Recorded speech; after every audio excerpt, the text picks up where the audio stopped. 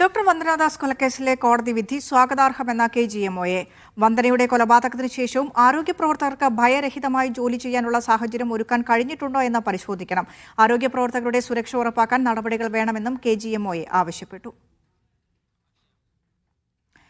അക്ഷയ കൃഷ്ണാനന്ദ വിശദാംശങ്ങളുമായി ചേരുന്നുണ്ട്. അക്ഷയ, ഈ കോടതി വിധിയിൽ ഇന്ന് വന്ന കോടതി വിധിയിൽ തൃപ്തരാണ് എന്നാണോ KGMOയെ പറയുന്നത്? കാരണം വന്ദനയുടെ മാതാപിതാക്കളൊക്കെ ഹയർ അപ്പീലിന് പോകാൻ തീരുമാനിച്ചിരിക്കുകയാണ്. ആ വിധിയിൽ അവർ തൃപ്തരല്ല എന്ന കൊലക്കയർ തന്നെ വേണം പ്രതിക്ക് എന്നുള്ള ആവശ്യങ്ങളാണ് വീട്ടുകാർ ഉന്നയിക്കുന്നത്. KGMO തൃപ്തിയാണോ രേഖപ്പെടുത്തുന്നത്? ഈ വിധിയിൽ മറ്റെന്തൊക്കെ ആവശ്യങ്ങളാണ് അവർ ഉന്നയിക്കുന്നത്?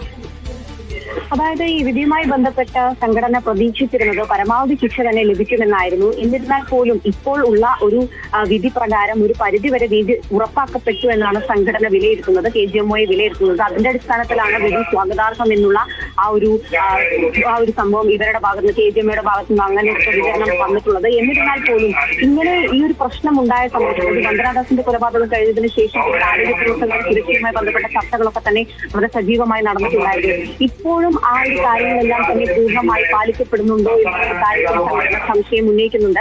മാത്രമല്ല, അത്തരത്തിൽ ഒരു പ്രശ്നങ്ങൾ നിലനിൽക്കുന്നു എന്നുള്ളതും സംഘടന ചൂണ്ടിക്കാണിക്കുന്നുണ്ട്. അതിലൊന്നാണ് താമരശ്ശേരി താലൂക്ക് ആശുപത്രിയിൽ ഡ്യൂട്ടിക്കിടെ ഡോക്ടർ ആക്രമിക്കപ്പെട്ട സാഹചര്യം ഇതിന് ഉദാഹരണമാണെന്നും സംഘടന ചൂണ്ടിക്കാണിക്കുന്നുണ്ട്. അത്തരത്തിൽ എത്രയും പെട്ടെന്ന് ആരോഗ്യ പ്രവർത്തകരുടെ ജീവന്റെ സുരക്ഷ ഉറപ്പാക്കാനുള്ള എല്ലാ നടപടികളും ഉടൻ തന്നെ ആരംഭിക്കണം എന്നുള്ള കാര്യം കൂടെ സംഘടന ആവശ്യപ്പെടുന്നുണ്ട്. വിനീഷ്.